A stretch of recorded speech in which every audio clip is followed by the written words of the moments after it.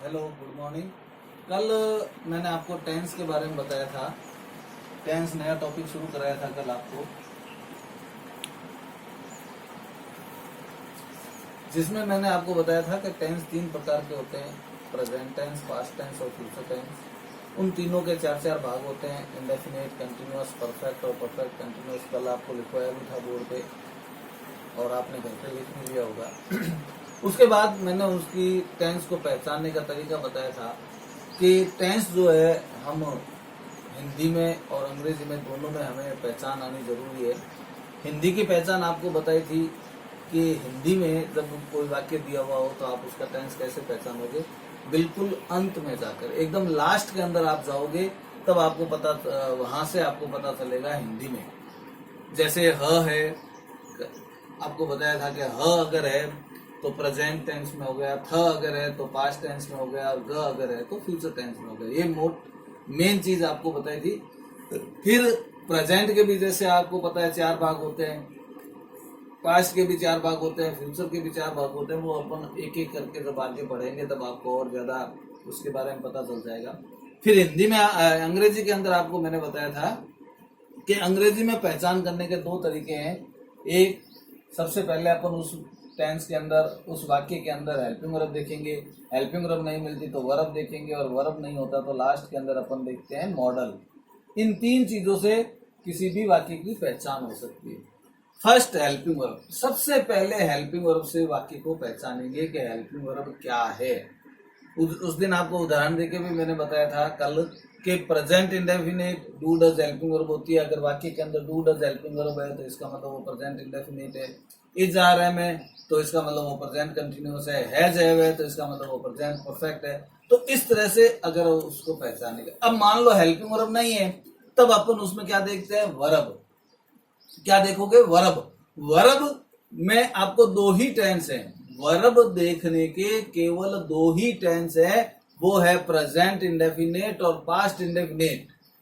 Verb के लिए आपको वर्ब केवल 2 ही टेंसों में देखनी है। Number 1 present indefinite, number 2 past indefinite. अपन जब आज इसको पढ़ेंगे अलग, अभी तक टेंस अपन ने जो है मैंने शुरू वो कराए हैं, केवल बताया नहीं है। प्रेजेंट इंडेफिनिट अलग अलग टेंसों के बारे में बताऊंगा, तब आपको पता चल जाएगा।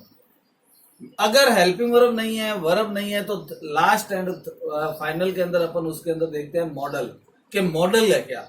मॉडल आपको पता है, can, could, will, would, shall, should, may, might, must, ये मॉडल होते हैं। अगर मॉडल है तो वो वाक्य मॉडल का है।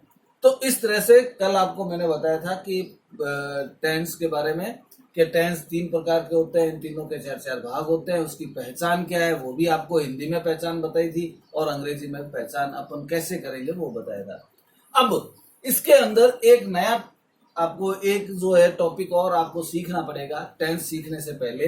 वो टॉपिक है सेंटेंस। इसी में ही है,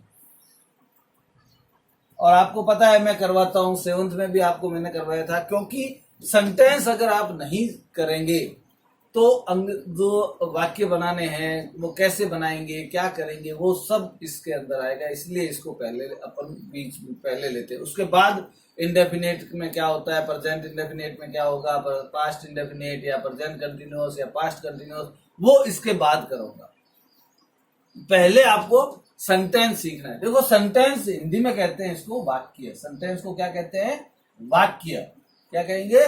वाक्य। देखो, वाक्य जो है, हम कोई भी भाषा बोलते हैं, आप बोलते हो, मैं बोलता हूं, कोई भी, तो हमेशा वाक्य बनाकर ही बोला जाता है, और वाक्य बनाकर ही अपन अगर लिखते हैं तो भी वाक्य बनाकर लिखते हैं। कोई भी वाक्य हो, राम बाजार जाता है, आपको समझ में आ गया कि राम बाजार जा रहा है।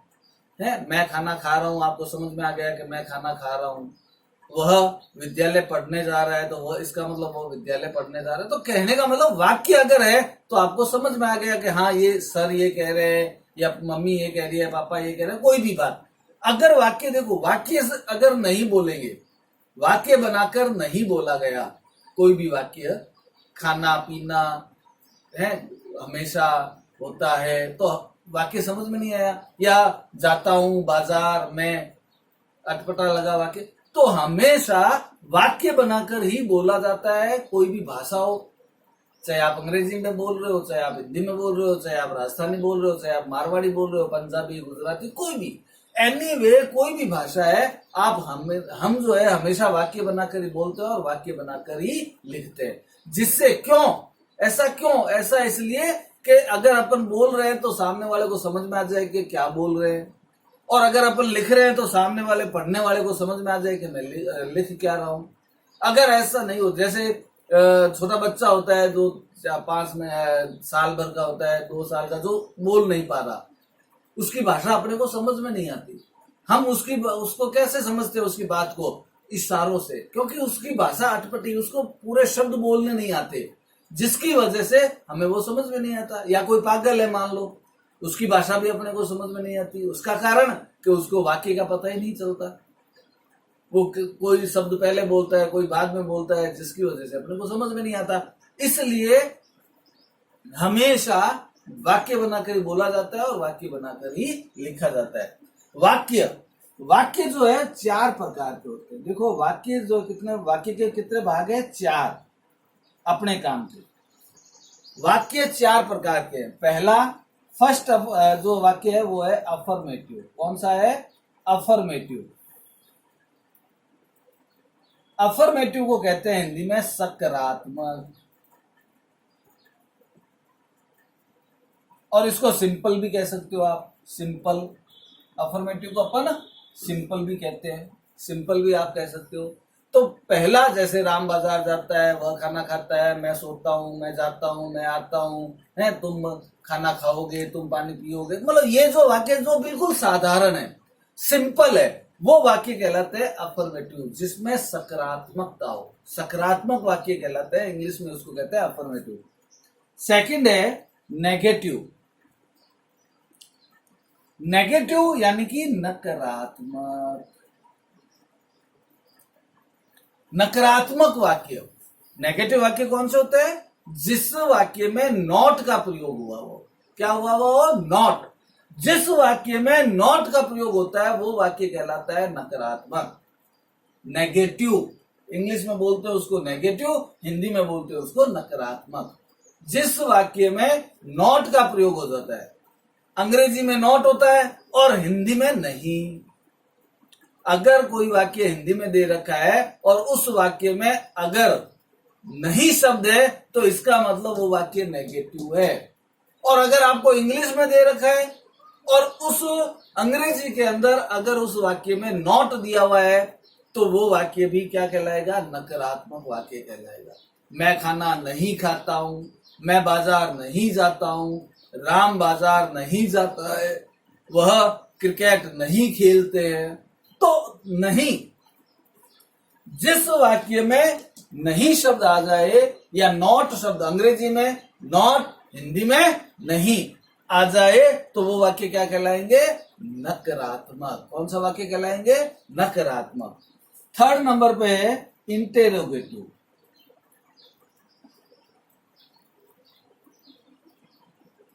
इंटेरोगेटिव को कहते हैं प्रश्नवाचक वाक्य। इंट्रोगेटिव को क्या कहेंगे? प्रश्नवाचक वाक्य। जिस वाक्य में प्रश्नवाचक शब्द हो। कौन से शब्द हो? प्रश्नवाचक। प्रश्नवाचक हिंदी में कौन से हो गए? क्या, क्यों, कब, कहां, किस लिए, ये शब्द जो है, अगर किसी हिंदी वाक्य के अंदर क्या, क्यों, कैसे, कहां, कब, कौन, अगर ये शब्द हो तो वो वाक्य क्या कहलाएगा? प्रश्नवाचक वाक्य कहलाएगा। कौन सा वाक्य कहलाएगा? प्रश्नवाचक। यदि हिंदी में क्या, क्यों, कब, कहां, कैसे, किस लिए, अगर ये शब्द हो तो वो वाक्य कहलाते हैं प्रश्नवाचक वाक्य। और अंग्रेजी में देखो, इसमें एक आपको बताऊंगा, अंग्रेजी के अंदर प्रश्नवाचक वाक्य 2 प्रकार के हैं। कितने प्रकार के हैं? 2 प्रकार के। एक हेल्पिंग वर्ब से शुरू होने वाले। कौन से? हेल्पिंग वर्ब से शुरू होने वाले। और सेकंड जो है प्रश्नवाचक वाक्य, वो होते हैं WH वर्ड से शुरू होने वाले।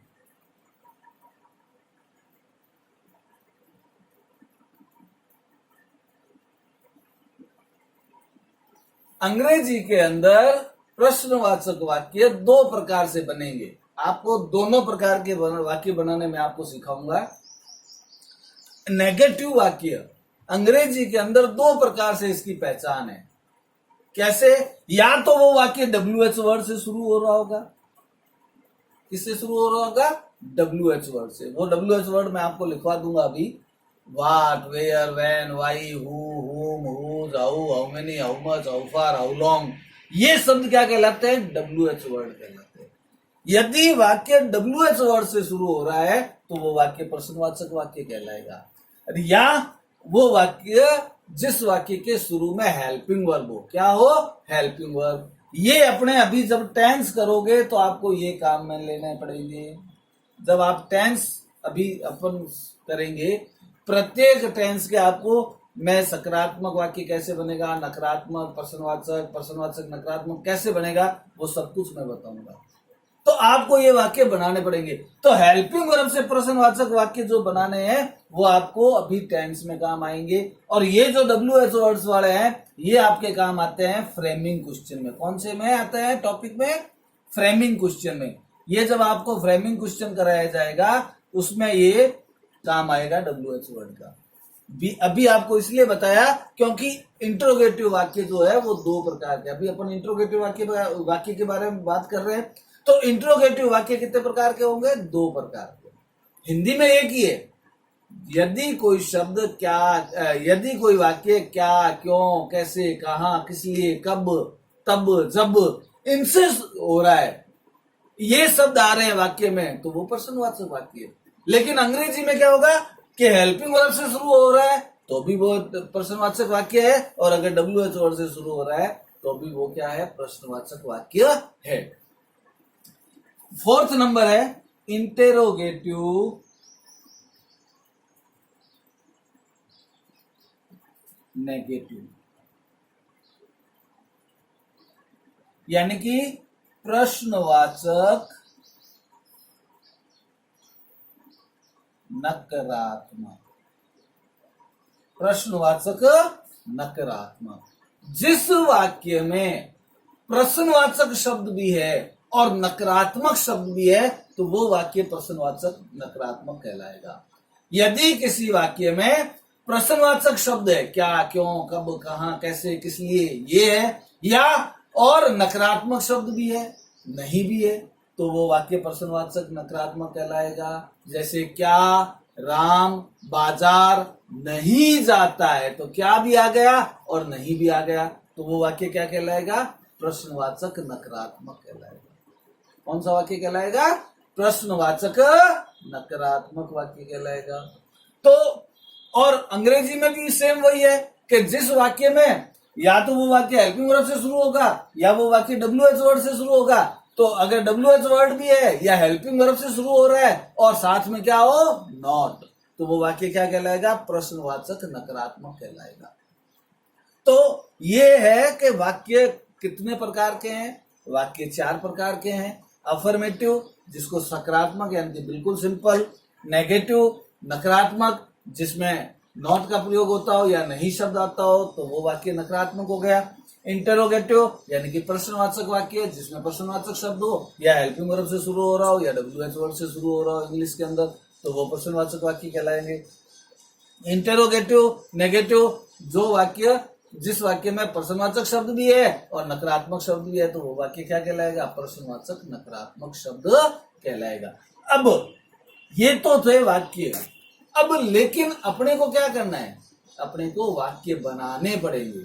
जब आप टेंस सीखोगे, जब आप टेंस करोगे, प्रेजेंट इंडेफिनिट कराऊंगा, प्रेजेंट कंटिन्यूअस कराऊंगा, तो आपको उनके वाक्य बनाने पड़ेंगे। मैं आपको वाक्य बनाने सिखाऊंगा तो वाक्य आपको बनाने पड़ेंगे। वो वाक्य कैसे बनेंगे? तो उसके लिए आपको मैं बताता हूं। ये तो 3 है, नेगेटिव, इंटेरोगेटिव और इंटेरोगेटिव नेगेटिव। इन तीनों के वाक्य बनाने के नियम है, रूल है। लेकिन सकारात्मक यानी कि अफर्मेटिव वाक्य बनाने का नियम नहीं है। इसलिए इसका नियम नहीं है क्योंकि अफर्मेटिव वाक्य 2 प्रकार से बनेंगे, वो मैं अभी आपको बता रहा हूं। तो मैं अभी आपको ये कह रहा था कि नेगेटिव इंटरोगेटिव और इंटरोगेटिव नेगेटिव बनाने का तो नियम है, लेकिन अफर्मेटिव वाक्य बनाने का नियम नहीं है। अब मैं आपको ये वाक्य बनाने कैसे बनते हैं वो मैं आपको बता रहा हूं। पहले आप इनको उतार, देखो आप उतारो ना तो आपको इस तरह से उतारना है, सेंटेंस, वाक्य, फिर वाक्य चार आप लिखना। वाक्य चार प्रकार के होते हैं, अफर्मेटिव, फिर नेगेटिव, फिर इंटरोगेटिव, फिर इंटरोगेटिव नेगेटिव। इस तरह से आपको इसको लिखना है। यहां तक उतारो आप इसको। हाँ उतार लिए, चलो अब देखो मैं वाक्य बनाना है आपको बताता हूं कि वाक्य के नियम क्या है, कैसे अपन वाक्य को बनाएंगे, देखते हैं। प्रत्येक वाक्य मतलब नेगेटिव वाक्य बनाने का नियम है, अभी आपको जैसे मैंने बताया था कि नेगेटिव वाक्य बनाने का नियम है, इंट्रोगेटिव वाक्य बनाने का नियम है और इंट्रोगेटिव नेगेटिव वाक्य बनाने का नियम है, लेकिन अफर्मेटिव वाक्य बनाने का नियम नहीं है। देखो अफर्मेटिव, अफर्मेटिव सेंटेंस आपको लिखना है इस तरह से, अफर्मेटिव सेंटेंस। अब अफर्मेटिव सेंटेंस जो है वो दो तरीके से बनते हैं। अफर्मेटिव सेंटेंस आपको दो तरीके से बनाने हैं, इसका स्ट्रक्चर आपको याद रखना है। बस क्या याद रखना है? स्ट्रक्चर। अफर्मेटिव सेंटेंस दो तरीके से बनेंगे, इसका स्ट्रक्चर आपको याद रखना है। फर्स्ट स्ट्रक्चर वो है इसका subject plus main verb plus object, और सेकंड स्ट्रक्चर है इसका subject plus helping verb plus verb, यानी कि मेन वर्ब लिख लो, मेन वर्ब प्लस। ये दो तरीके से आपको सकारात्मक, जब आप टेंस करोगे तो सकारात्मक जब भी वाक्य बनाओगे तो इन दो तरीकों से बनेगा। पहला subject plus main verb plus object, subject plus helping verb plus main verb और ऑब्जेक्ट। ये दो तरीके से कैसे बनेगा? प्रेजेंट, देखो ये जो फर्स्ट वाला स्ट्रक्चर है, ये स्ट्रक्चर ये दो टेंसों में आपके काम आएगा। एक प्रेजेंट इंडेफिनेट और सेकंड नंबर ये काम आएगा पास्ट इंडेफिनेट। ये जो स्ट्रक्चर है सब्जेक्ट मेन वर्ब ऑब्जेक्ट, ये दो टेंसों में आपके काम आएगा। प्रेजेंट इंडेफिनेट और पास्ट इंडेफिनेट के अगर अपन सकारात्मक वाक्य बनाएंगे तो इस स्ट्रक्चर से बनेगा। क्यों? क्योंकि प्रेजेंट इंडेफिनेट और पास्ट इंडेफिनेट के सकारात्मक वाक्यों में हेल्पिंग वर्ब नहीं होती। अभी अपन जब पढ़ेंगे, जब मैं आपको प्रेजेंट इंडेफिनेट कराऊंगा, जब मैं आपको प्रेजेंट पास्ट इंडेफिनेट कराऊंगा, तो आप देखोगे कि प्रेजेंट इंडेफिनेट और पास्ट इंडेफिनेट के सकारात्मक वाक्यों में हेल्पिंग वर्ब नहीं होती। इसलिए उसमें उसके जो प्रेजेंट इंडेफिनेट का सकारात्मक वाक्य है या पास्ट इंडेफिनेट का सकारात्मक वाक्य है, तो वो आपको किस तरह से बनाना पड़ेगा? इस स्ट्रक्चर से, सब्जेक्ट मेन वर्ब ऑब्जेक्ट से। ये जो स्ट्रक्चर है ये बाकी के टेंसों में, बाकी के कितने टेंस रह गए आपके? 10। देखो दो इसमें आ गए, टोटल टेंस कितने हैं? 12। 12 में से दो टेंस में तो ये स्ट्रक्चर काम आ गया। बाकी के जो 10 टेंस रह गए, बाकी के कितने टेंस रहे आपके? 10। उन 10 टेंसों में ये स्ट्रक्चर काम आएगा। कौन सा? Subject plus helping verb plus main verb plus object. ठीक है, देखो बाकी के 10 टेंस कौन से? Present continuous, present perfect continuous, past continuous, past perfect continuous, future indefinite, future continuous और फ्यूचर परफेक्ट कंटिन्यूअस। ये जो 10 टेंस है, इन 10 टेंसों का सकारात्मक वाक्य आपको इस स्ट्रक्चर से बनेगा। कौन सा? Subject plus main verb plus subject plus helping verb plus main verb plus object से। और दो टेंस प्रेजेंट इंडेफिनेट और पास्ट इंडेफिनेट, ये दो टेंस जो है इसके सकारात्मक जो वाक्य बनेंगे वो इस स्ट्रक्चर से बनेंगे, subject plus main verb plus object से। तो सकारात्मक वाक्य कैसे बनाना है आपको? सिंपल सा है। अगर प्रेजेंट इंडेफिनेट का होगा तो उसका subject plus main verb plus object से बनेगा, और अगर पास्ट इंडेफिनेट का होगा तो भी इसी स्ट्रक्चर से बनेगा। और बाकी के जो 10 टेंस होंगे उसका स्ट्रक्चर ये काम आएगा। तो ये सकारात्मक वाक्य बनाने का स्ट्रक्चर है। मैंने शुरू में ही मैंने अभी आपको बताया था कि केवल सकारात्मक वाक्य बनाने का रूल नहीं है, नियम नहीं है। अब नेक्स्ट है दूसरा जो आपको करूंगा वो है नेगेटिव वाक्य। आप इसको उतार लें फटाफट, 1 सेकंड में उतार लिया। चलो अब नेक्स्ट है नेगेटिव वाक्य कैसे बनता है। देखो नेगेटिव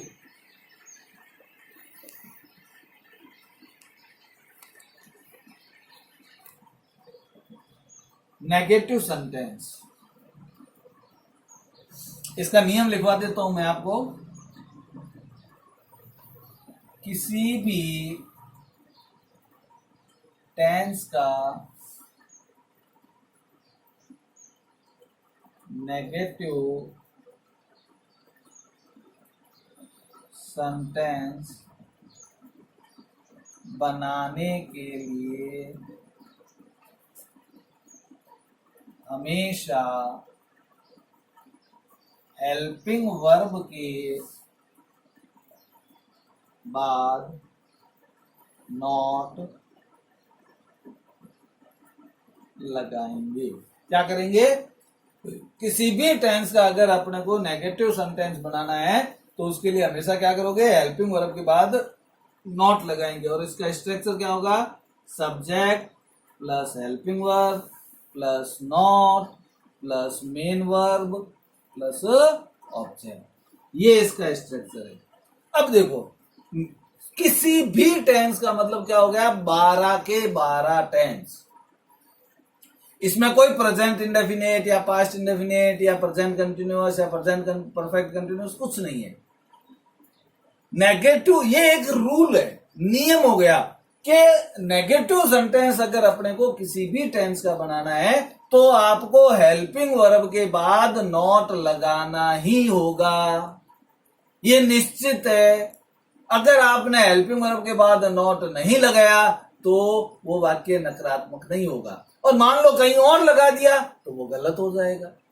तो हमेशा ध्यान रखना इस चीज को, इस बात को कि नेगेटिव सेंटेंस अगर अपने को किसी भी टेंस का बनाना है, चाहे वो प्रेजेंट इंडेफिनेट है, चाहे वो पास्ट इंडेफिनेट है, चाहे प्रेजेंट कंटिन्यूअस है, चाहे पास्ट कंटिन्यूअस, 12 के 12 टेंसों का अगर आपको नेगेटिव वाक्य बनाना है तो हमेशा ध्यान रखना हेल्पिंग वर्ब के बाद नॉट लगाना है। क्या करोगे? हेल्पिंग वर्ब के बाद नॉट लगाना है।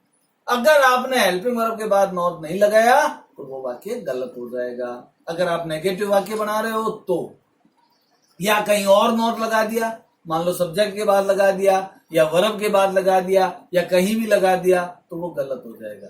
नेगेटिव वाक्य में हमेशा नॉट जो लगेगा वो हेल्पिंग वर्ब के बाद ही लगेगा। कहां लगेगा? हेल्पिंग वर्ब के बाद लगेगा। ये ध्यान रखना, ये नियम है इसका। और ये नियम 12 के 12 टेंसों में काम आना है। एक या 2 या 5 में नहीं, 12 के 12 टेंस जो है उन सब में यही नियम काम आएगा नेगेटिव वाक्य बनाने का। कौन से वाक्य बनाने का? नेगेटिव वाक्य बनाने का। तो नेगेटिव वाक्य बनाना कैसे? आप कैसे, इसका नियम क्या हो गया नेगेटिव वाक्य का? किसी भी टेंस का अगर अपने को नेगेटिव वाक्य बना रहे हो आप या अपन बना रहे हैं तो उसके लिए आपको क्या करना है? हेल्पिंग वर्ब के बाद नॉट लगेगा। ये एक छोटी सी, मतलब छोटी सी लाइन है। आपसे कोई पूछे नेगेटिव वाक्य कैसे बनाएगा, आपको एक लाइन में उत्तर आप देख सकते हो। वो एक लाइन क्या है? हेल्पिंग वर्ब के बाद नॉट लगा। इसके बाद हेल्पिंग वर्ब के बाद नॉट लगाकर नेगेटिव वाक्य बन जाएगा। ठीक है, तो आप इसको उतारें। अब उतार लिया। ये आप इसको कॉपी में करना।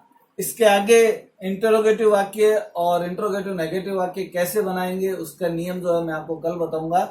तो ये आप उतारना है और इनको याद करो। देखो अफर्मेटिव का मैंने अभी आपको बताया कि 2 स्ट्रक्चर काम आता है, सब्जेक्ट ऑब्जेक्ट और वर्ब, सब्जेक्ट वर्ब और ऑब्जेक्ट। दूसरा स्ट्रक्चर है सब्जेक्ट हेल्पिंग वर्ब और वर्ब और ऑब्जेक्ट। उसके बाद नेगेटिव वाक्य का आपको बता दिया कि हेल्पिंग वर्ब के बाद नॉट लगाकर नेगेटिव वाक्य बनाते हैं। तो ये नियम आप आज याद करना, आज आप इनको लिखना। कल इंटरोगेटिव सेंटेंस और इंटरोगेटिव नेगेटिव सेंटेंस कैसे बनाएंगे उसके नियम बताऊंगा और उसके बाद आपको टेंस कराऊंगा। ठीक है, उतार लो आप इसको अभी।